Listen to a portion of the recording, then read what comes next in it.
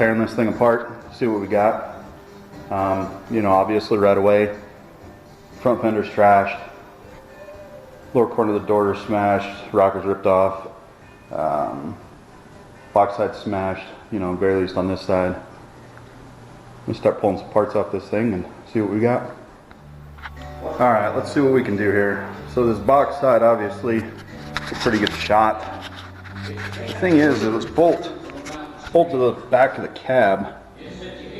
You know, obviously it's got the struts down below. So what I think I'm gonna do, I'm gonna pull these struts loose and see if I can't bend majority of this back before I take it off.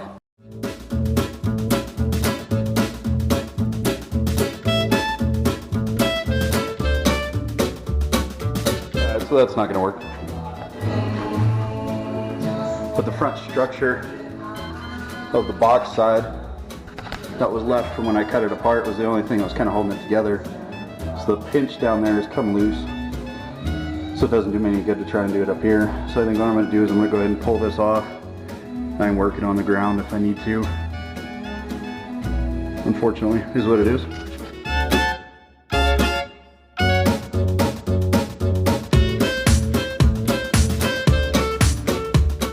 Tailgate skin took a pretty good shot. This rock that it and the fuel cell ended up sitting on. So show you guys this other box side. So it caught coming down.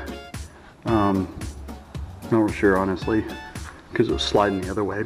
This has got a hell of a bow across it, through that crease, through there.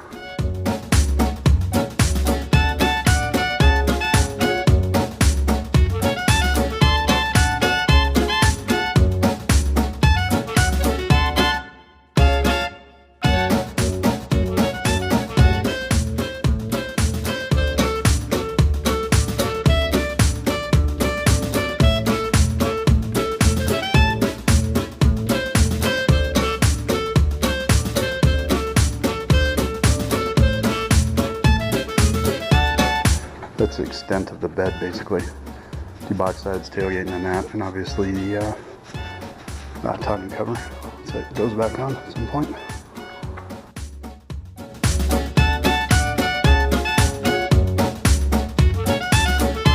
Start pulling the front clip apart here.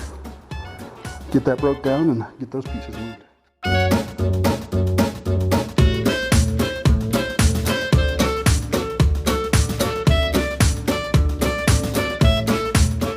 What we got going on here. So in the back, obviously it rolled over as far as it could until it hit the mount. Kind of caved around it, kind of havoc, and in the front, took a big shot. Primo rolled this in all the way to to there.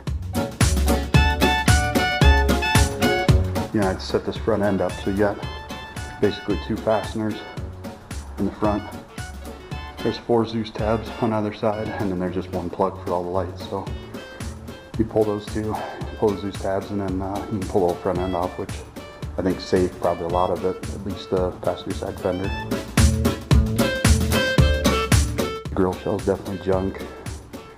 It's just too bad because the headlight mounts and everything else are all part of it, but we'll see, maybe not.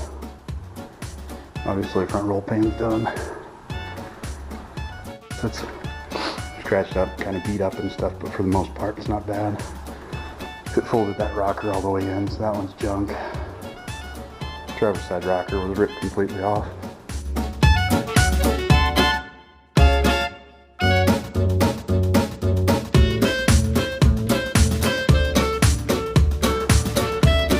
And then the cab's moved just a little bit too, I've noticed. Not a lot. A little bit, which makes sense because the door took a pretty good shot right there, so I lifted it up just a hair. Not much, but it was just enough to pop that inner trim piece out. There's a bunch of sin up underneath too. I'll cover that here in a little bit. But for the most part, masters and stuff are all cool. Oil pan's good. Transmission's a little scuffed up on the bottom, but not hurt by any means. And then this wheel took a hell of a shot, obviously the other one, so I need to see if that spindle's bent. So So yeah, that's pretty much it as far as sheet metal damage, which is a ton. It's virtually every panel on it. And obviously there's no calling LMC for any of these. So there's going to be a fair amount of work putting that back together. But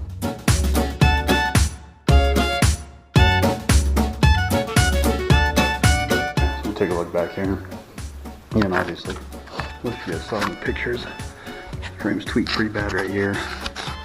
So what happened with that is obviously, you know, when this wheel took the hit that it did, all the pressure went through the watch link, basically through the tube, through the housing, through the pinion, and then into the watch link. So essentially, you know, pulled this side and pushed that side based on the all the pressure hitting that one wheel.